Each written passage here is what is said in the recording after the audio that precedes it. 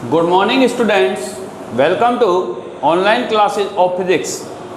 आज हम बात करने वाले हैं यूनिट ऑफ काइनेमेटिक्स में वेक्टर्स की। वेक्टर्स को जानने से पहले फर्स्ट ऑफ ऑल हम जानेंगे फिजिकल क्वांटिटीज के बारे में। फिजिकल क्वांटिटीज,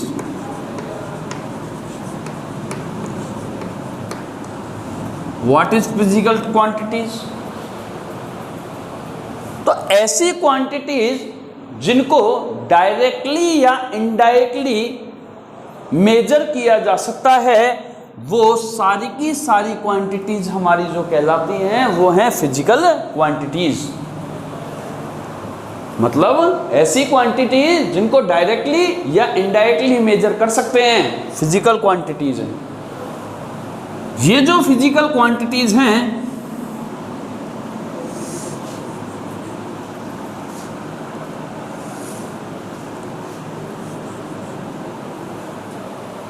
टू टाइप्स की हैं। First, vector quantity and second scalar quantity. इसको वेक्टर स्केलर से भी रिप्रेजेंट कर सकते हैं। वेक्टर एंड स्केलर क्वांटिटी में डिफरेंस पढ़ते हुए हम जानेंगे कि वेक्टर क्वांटिटीज क्या हैं और स्केलर क्वांटिटीज क्या हैं। स्केलर क्वांटिटीज ऐसी क्वांटिटीज जिनके लिए केवल और केवल हमारे पास मैग्नीट्यूड होना जरूरी है। मैग्नीट्यूड के होते ही वो हमारे पास क्वांटिटी बन जाएगी स्केलर क्वांटिटी। जैसे मैं कह दूं कि अपने पास ये कोई बास्केट है, इस बास्केट में 3 लीटर वाटर है। तो इसके लिए इतना ही कह देना काफी है कि इसका वॉल्यूम कितना है, 3 लीटर है। अब मुझे इसके लिए अदर कोई क्वांटिटीज की हेल्प नहीं चाहिए। हमारे पास यही क्लियर हो जाता है कि इसका वॉल्यूम कितना होना है, 3 लीटर। मैं कह दूं यहां पर ये कोई ऑब्जेक्ट है, इस ऑब्जेक्ट का मास 5 kg है। अब हमारे पास इसके मास को एक्सप्लेन करने के लिए और किसी भी क्वांटिटीज की हेल्प नहीं चाहिए। हमें क्लियर हो गया कि इसकी जो मास है वो 5 kg है। जैसे मैं कह दूं कि हमारे पास ये कोई ऑब्जेक्ट है, इस ऑब्जेक्ट का टेम्परेचर मान ले 50 फ़ारेनहाइट है, 50 फ़ारेनहाइट। तो हमारे पास इतना कहते ही कि 50 डिग्री फ़ारेनहाइट इसका टेम्परेचर है, तो हमें पता लग गया कि उस ऑब्जेक्ट के पास कितनी हीट है। जैसे फॉर एग्जांपल मैं कह दूं कि हमारा जो बॉडी है, उस बॉडी का टेम्परेचर 104 डिग्री फ़ारेनहाइट है। तो हमारे पास 104 डिग्री फ़ारेनहाइट कहते ही हमें पता लग गया कि हमारी बॉडी में कितनी हीट है, इस टाइम कितनी हीट हो रही है अपनी बॉडी। अब इसके लिए मुझे ये बताने की बिल्कुल भी आवश्यकता नहीं है कि बॉडी में जो ये 104 डिग्री फ़ारेनहाइट का जो टेम्परेचर है वो हमारे पास ऊपर की साइड है या नीचे की साइड है या आगे की साइड है या पीछे की साइड है, यानी किसी डायरेक्शन की आवश्यकता नहीं है। हमारी बात केवल यही खत्म हो जाती है कि बॉडी का टेम्परेचर कितना है, 104 डिग्री फ़ारेनहाइट है। तो हमारे पास जैसे हमने इसके लिए कहा कि इसका वॉल्यूम 3 लीटर है, तो यही डिक्लेयर हो चुका कि इसके आगे हमारे पास कोई भी इस वॉल्यूम को जानने के लिए कोई भी क्वांटिटीज की हेल्प नहीं चाहिए। इस ऑब्जेक्ट का मास 5 kg है, मास डिक्लेयर हो गया। अब हमारे पास इसके मास को जानने के लिए और किसी क्वांटिटी की हेल्प नहीं चाहिए। हमने कहा टेम्परेचर 50 डिग्री फ़ारेनहाइट है, तो हमें पता लग गया इस ऑब्जेक्ट का जो टेम्परेचर है वो 50 डिग्री फ़ारेनहाइट है। अब मुझे इसके लिए और किसी भी क्वांटिटीज़ की हेल्प नहीं चाहिए। एक्सप्लेन हो चुका है यही कि कितना हीट होगा उसके पास, कि 50 डिग्री फ़ारेनहाइट इसका टेम्परेचर है। तो हमारे पास ऐसी क्वांटिटीज जिन्हें जानने के लिए ओनली मैग्नीट्यूड ही आवश्यक है, उनका मैग्नीट्यूड अब अगर हमारे पास है तो मैग्नीट्यूड ही हमारे पास उसको एक्सप्लेन कर देता है कि हमारे पास अब उसके लिए कोई भी अदर क्वांटिटीज नहीं चाहिए। तो ऐसी क्वांटिटी कहलाती है स्केलर क्वांटिटी। जैसे स्केलर क्वांटिटीज के हैं एग्जांपल लें हम। फॉर एग्जांपल मैं कह दूं यहां पर टाइम स्केलर है, इसके लिए मुझे नहीं बताना पड़ेगा कि डायरेक्शन क्या है टाइम की, ओनली मुझे उसका मैग्नीट्यूड चाहिए कि हमारे पास टाइम कितना हुआ है 2 o'clock, तो अपने पास मैग्नीट्यूड है वो। सेकेंड और ले लें यहां पर एग्जांपल के लिए लेंथ। लेंथ को मीटर से हम किसी स्केल से मीटर में हम इसको मेजर कर सकते हैं और हमें पता लग जाए। जैसे एग्जांपल हम कह दें कि किसी ऑब्जेक्ट की या किसी लाइन की लेंथ हमारे पास 5 मीटर है, तो 5 मीटर ही डिक्लेयर कर देता है कि उसका मैग्नीट्यूड ही डिक्लेयर कर देता है हमारे पास इस क्वांटिटी को। आगे हमें किसी भी क्वांटिटी की हेल्प नहीं चाहिए होती है। तो लेंथ भी हमारी scalar quantity.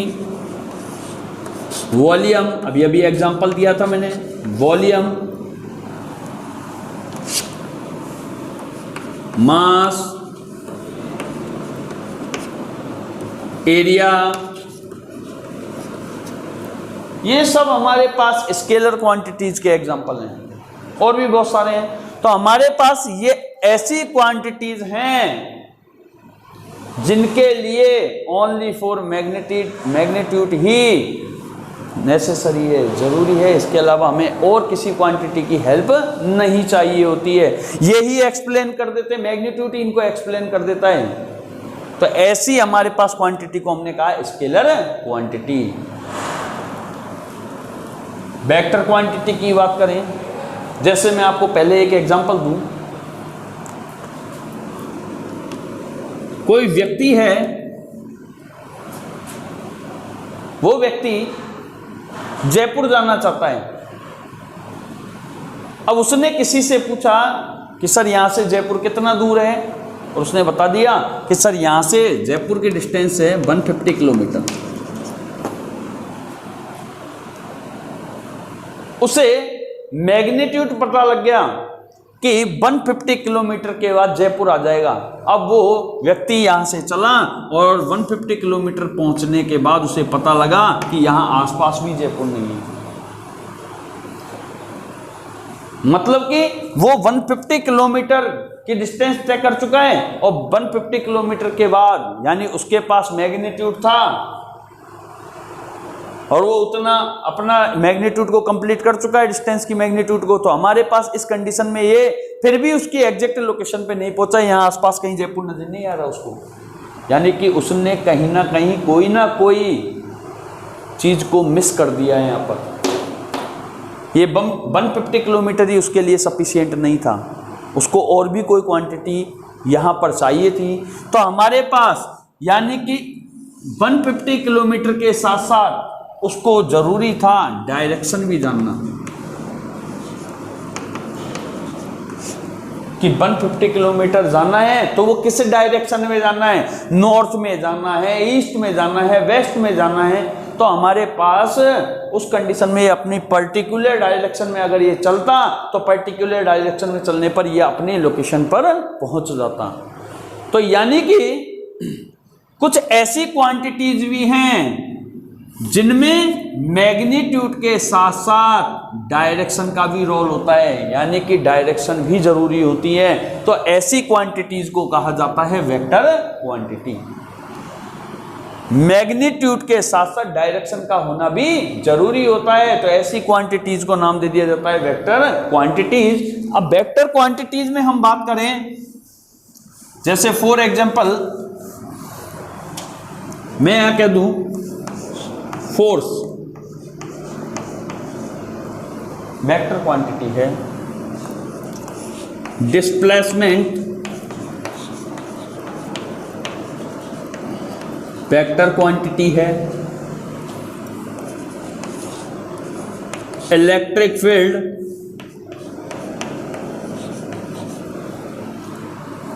Magnetic field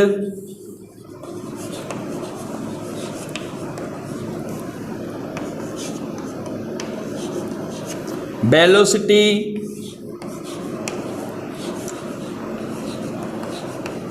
etcetera. अपने पास ऐसे बहुत सारे उदाहरण हैं जो वेक्टर क्वांटिटीज में आते हैं। वेक्टर क्वांटिटीज के लिए हमें पता लग गया कि मैग्नीट्यूड के साथ साथ क्या चाहिए, हमें डायरेक्शन भी जरूरी है। तो ऐसी क्वांटिटीज वेक्टर क्वांटिटीज हैं। अब हम बात करते हैं वेक्टर क्वांटिटीज को रिप्रेजेंट कैसे करते हैं। इनको रिप्रेजेंट करने के लिए जिस क्वांटिटी की आप बात करोगे, जो वेक्टर क्वांटिटी है, उस वेक्टर क्वांटिटी के सिंबल के ऊपर एक छोटा सा एरो का साइन लगा दिया जाता है। और सिंबल के ऊपर जैसे ही एरो का साइन लगाया जाएगा तो ये एरो का साइन ये रिप्रेजेंट करेगा कि नीचे जो सिंबल है, ये सिंबल हमारे पास वेक्टर क्वांटिटी है। इस एरो के साइन का मतलब ये बिल्कुल भी नहीं है कि इस फोर्स की डायरेक्शन इधर होगी, नहीं। ये केवल एरो किसको रिप्रेजेंट करेगा, ये एरो रिप्रेजेंट कर रहा है कि नीचे जो सिंबल है, नीचे सिंबल है F, F means force. Force हमारे पास एक वेक्टर क्वांटिटी है। डिस्प्लेसमेंट को डी से रिप्रेजेंट करते हैं सिंबल में, वेक्टर क्वांटिटी है तो उसके ऊपर लगा जाता है एरो का छोटा सा एक साइन। ऐसे इलेक्ट्रिक फील्ड के लिए ई से रिप्रेजेंट करते हैं, वेक्टर है तो एरो का साइन। मैग्नेटिक फील्ड को वी से रिप्रेजेंट करते हैं, एरो का साइन, वेक्टर क्वांटिटी है। तो जो भी वेक्टर क्वांटिटी होगी, उस वेक्टर क्वांटिटी के सिंबल के ऊपर एक छोटा सा एरो का साइन लगा देंगे और वो एरो का साइन रिप्रेजेंट करेगा कि हमारे पास ये जो नीचे सिंबल दिया हुआ है, ये क्वांटिटी वेक्टर क्वांटिटी है। वेक्टर क्वांटिटी को ऐसे या कई टेक्स्ट बुक में ऐसे भी रिप्रेजेंट करते हैं कि जो उसका सिंबल है उसको बोल्ड कर दिया जाता है ऐसे।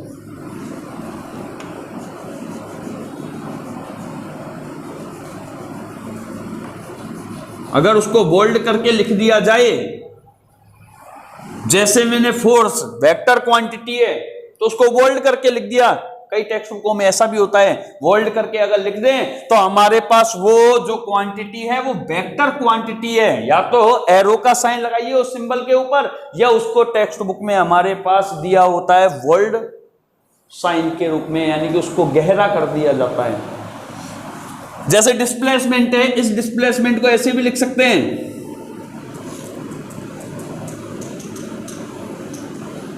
इस डिस्प्लेसमेंट को ऐसे भी लिख सकते हैं कि अगर इसको मैंने बोल्ड कर दिया तो बोल्ड कर देने पर हमारे पास ये किसको रिप्रेजेंट कर रही है, ये क्वांटिटी अपने पास वेक्टर क्वांटिटी।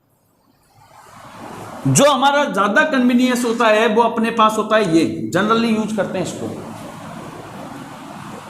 तो अपने पास ऐसे लिख दो या ऐसे लिख दो, ये वेक्टर के ही हमारे पास साइन होते हैं कि हमारे पास एरो का साइन लगा दो सिंबल के ऊपर, या उसको बोल्ड करके लिख दो, वो वेक्टर क्वांटिटीज को रिप्रेजेंट करने वाला है।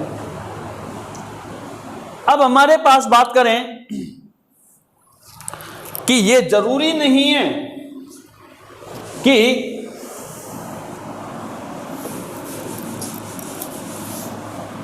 किसी क्वांटिटी के पास मैग्नीट्यूड है, डायरेक्शन है तो 100% वेक्टर होगी। मैग्नीट्यूड है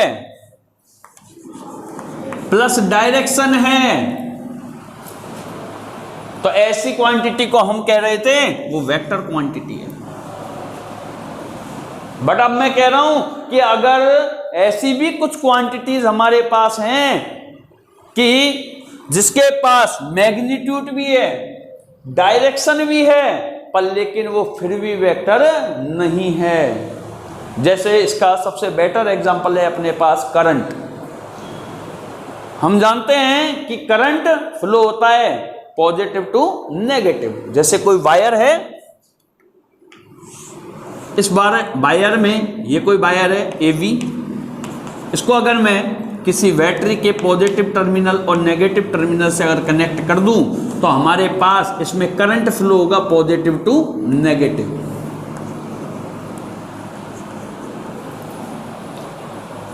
अब हमें पता है और मैं कह दूं ये जो करंट फ्लो हो रहा है, ये इमेज कर लेता हूं मैं 4 एम्पियर का करंट फ्लो हो रहा है,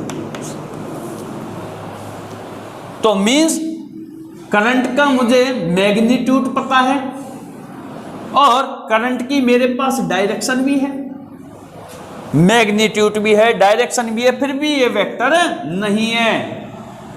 तो ये कैसा है? स्केलर क्वांटिटी में है। ऐसा क्यों हुआ भाई? इसके पास मैग्नीट्यूड होते हुए, डायरेक्शन होते हुए, तो भी हमने इसको कह दिया स्केलर क्वांटिटी है। वेक्टर क्वांटिटीज वे क्वांटिटीज होती हैं जो एडिशन ऑफ वेक्टर्स रूल का पालन करती हैं, जो हम आगे पढ़ने वाले हैं। जो एडिशन ऑफ वेक्टर रूल्स का पालन करेंगे, उनको फॉलो करेंगे, उन रूल्स को, वो ही हमारे पास वेक्टर क्वांटिटीज होंगी। ये जितनी भी मैंने क्वांटिटीज यहाँ एग्जांपल में लिखी हुई है, जो वेक्टर क्वांटिटीज है, ये सब एडिशन ऑफ वेक्टर रूल को फॉलो करती हैं। पर ये जो करंट है, ये एडिशन ऑफ वेक्टर रूल को फॉलो नहीं करती हैं, इसलिए इसको स्केलर क्वांटिटी में डाला गया है। तो हमने कहा था वे क्वांटिटीज जिनके लिए ओनली मैग्नीट्यूड का होना जरूरी होता है, तो ऐसी क्वांटिटीज को कहा था हमने स्केलर क्वांटिटीज, और जिनके पास मैग्नीट्यूड के साथ साथ डायरेक्शन हो, तो ऐसी क्वांटिटीज कहलाएंगी वेक्टर क्वांटिटीज कहलाएंगी। अब हम बात करें कि हमने अभी अभी देखा वेक्टर क्वांटिटीज को कैसे रिप्रेजेंट करते हैं, कि उसके सिंबल पर हमारे पास छोटा सा एक एरो का साइन लगा दें, तो छोटा सा एक एरो का साइन लगाने से वो क्वांटिटी वेक्टर क्वांटिटी को रिप्रेजेंट करने लग जाती है कि ये जो हमारे पास क्वांटिटी है वेक्टर क्वांटिटी है। अब मुझे इस वेक्टर क्वांटिटीज को रिप्रेजेंट करना है graphically. Graphically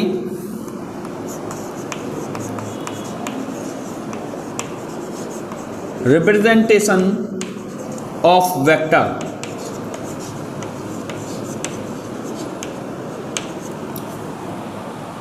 graphically representation of vector कैसे रिप्रेजेंट करेंगे ग्राफिकली? ग्राफ में जब किसी वेक्टर को रिप्रेजेंट करने वाले होते हैं तो उसको रिप्रेजेंट किया जाता है एरो के साइन से। अब ये वो एरो का साइन नहीं है जो सिंबल पे लगा था, ये ग्राफ में एरो का साइन है जो वेक्टर को रिप्रेजेंट करने वाला है। तो ग्राफिकली रिप्रेजेंटेशन में वेक्टर को एरो के साइन से रिप्रेजेंट किया जाता है। अभी एरो का साइन बनाया कैसे जाता है? अब हम जानते हैं कि वेक्टर क्वांटिटी जो होगी, उस वेक्टर क्वांटिटी के पास, वेक्टर क्वांटिटी जो होगी उसके पास मैग्नीट्यूड प्लस डायरेक्शन, दो चीजें होंगी। तो इस एरो के साइन में भी दो ही चीजें हैं। ये जो आगे हमारे पास एरो का आगे वाला हिस्सा, आगे वाला पार्ट है, ये पार्ट कहलाता है हेड, और जो पीछे हमें दिखाई दे रहा है ये कहलाता है इसकी टेल। जो ये हेड है ये होता है डायरेक्शन की पोजीशन में, और जो ये टेल है ये होता है मैग्नीट्यूड की पोजीशन में।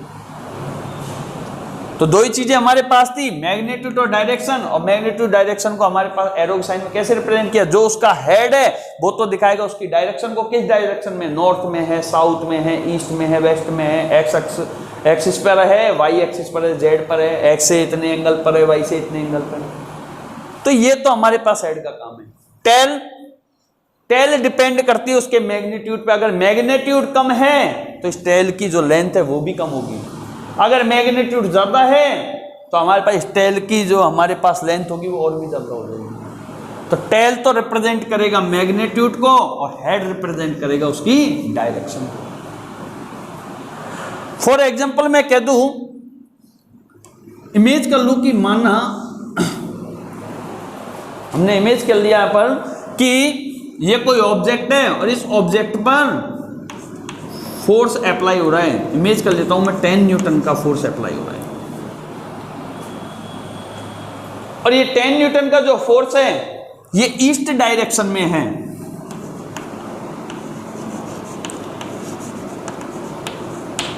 ईस्ट डायरेक्शन में है। तो मुझे इसे रिप्रेजेंट करना है ग्राफिकली रिप्रेजेंटेशन में, क्योंकि हमें पता है ये F जो है फोर्स वो कैसी क्वांटिटी है, वेक्टर क्वांटिटी है। तो इसका मैग्नीट्यूड 10 न्यूटन और इसकी डायरेक्शन हो गई ईस्ट डायरेक्शन में। तो मैं यहां पर डायरेक्शन पोजीशन में एक ग्राफ रेडी कर लेता हूं। North, south, east, west. जब भी हम ग्राफ को रेडी करते हैं तो इसमें एक स्केल लिया जाता है। इमेज करते हैं स्केल।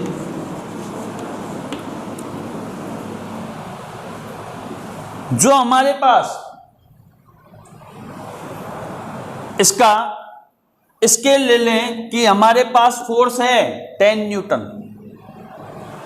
तो इसमें सेंटीमीटर की पोजीशन में अगर लें कि हम कहते हैं 1 सेंटीमीटर इज इक्वल टू कितना मान लें 10 न्यूटन का फोर्स है, तो यहां मान लें 2 न्यूटन को रिप्रेजेंट करता है। 1 सेंटीमीटर किसको रिप्रेजेंट करता है? 2 न्यूटन को रिप्रेजेंट करता है। 2 न्यूटन को। तो 10 न्यूटन को रिप्रेजेंट कौन करेगा? 5 सेंटीमीटर। भाई 1 सेंटीमीटर 2 को रिप्रेजेंट करता है तो 5 सेंटीमीटर रिप्रेजेंट करेगा 10 न्यूटन को। अब डायरेक्शन देखते हैं। डायरेक्शन हमारे पास है ईस्ट में, ये रहा ईस्ट। इस ईस्ट की डायरेक्शन में मुझे चलना होगा इस ग्राफिकली रिप्रेजेंटेशन में 1 सेंटीमीटर अगर मैं चलता हूं तो 2 न्यूटन की डिस्टेंस हमारे पास कवर होती है। वो 2 न्यूटन का फोर्स हमारे पास कवर होता है। और अगर मैं चलता हूं 5 सेंटीमीटर तो 5 सेंटीमीटर चलते ही कितने न्यूटन का फोर्स कवर होता है? अपना 10 न्यूटन का फोर्स कवर होता है। तो हम यहां पर इमेज कर लेते हैं कि 5 सेंटीमीटर यहां है, यहां कंप्लीट हो जाता है 5 सेंटीमीटर। तो 5 सेंटीमीटर जहां कंप्लीट हुआ है स्केल के अकॉर्डिंग वो रिप्रेजेंट करेगा अपने पास 10 न्यूटन फोर्स को। तो जहां पर 5 सेंटीमीटर हमारे पास आया है वहां पर लगा देते हैं एक एरो का साइन।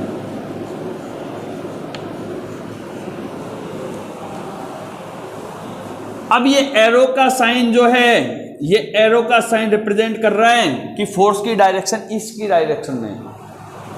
और ये यहां से यहां तक हो गई है इसकी टेल, और टेल जो है वो रिप्रेजेंट कर रही है इसके मैग्नीट्यूड को।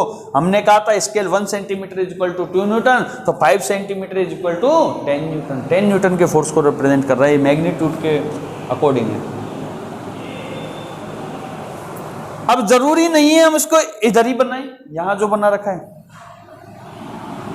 मैं इसको, इसकी टेल को और इसके हेड को बिना किसी चेंज के यहां भी तो बना सकता हूं। ऐसे कैसे? यहां रिप्लेस कर सकता हूं,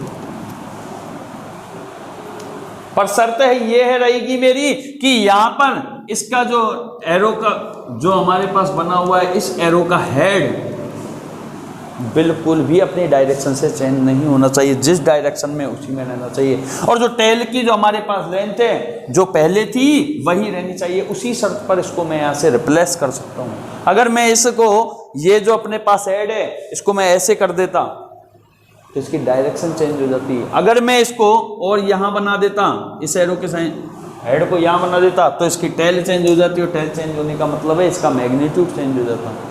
तो शर्त ये रहेगी कि हम इसको एक जगह से दूसरी जगह पर रिप्लेस तो कर सकते हैं, पर उसके हेड और टेल में कोई भी चेंज नहीं होना चाहिए। नहीं तो अगर हेड चेंज हुआ डायरेक्शन चेंज हो जाएगी, और अगर टेल चेंज हुई तो उसका मैग्नीट्यूड चेंज हो जाएगा। बिल्कुल एग्जैक्टली पैरेलल, उसको जैसा का तैसा ही वहां उठा के रख सकते हैं, दूसरी जगह रिप्लेस कर सकते हैं।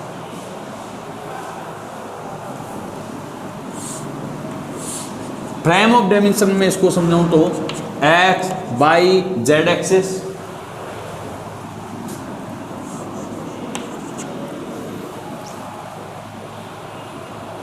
इस एक्स वाई जेड एक्सिस में मैं इमेज कर लेता हूं, ये जो एरो का साइन है ये रिप्रेजेंट कर रहा है किसी वेक्टर क्वांटिटी की, उसकी डायरेक्शन है ये वेक्टर क्वांटिटी की, और उसकी टेल की जो लेंथ है वो इतनी है, यहां से यहां तक।